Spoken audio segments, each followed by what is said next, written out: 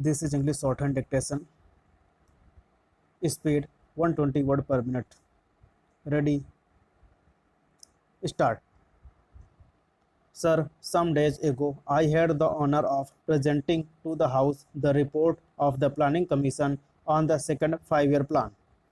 I presume that many members have read it since then, either fully or in parts. I have now the honor to move the following resolution. This House records its general approval of the principles, objectives, and programs of development contained in the second 5-year plan as prepared by the Planning Commission. Those honorable members who have read this report have probably not found it very light reading. A report of this type can hardly be termed light reading, although I believe there are many parts of it which are exciting reading. Few of us can say that we agree with every single word in this report and with every single proposal. A report of this type is the product of the labor of a great many persons, not only members of the Planning Commission, but a vast number of other people who have been consulted.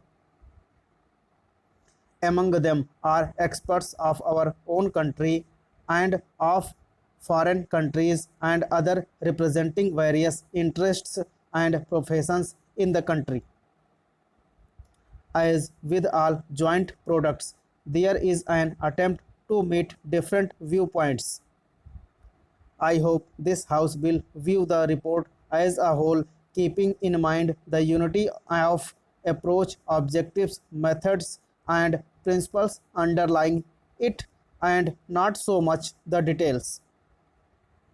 It is open, of course, to any honorable member to criticize or to make suggestions in regard to any part of the report, whether it be principles or details. But I submit that the important thing is to get hold of the main principles. I propose, therefore, to deal with the broad principles only. The subject of this report is obviously not only of the highest importance, but something that produces in me very great excitement.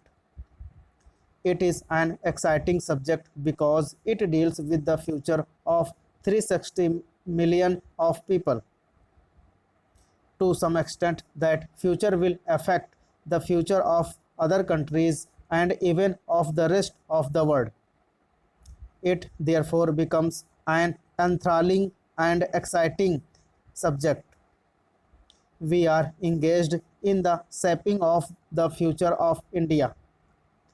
Surely there could be few subjects more exciting than this.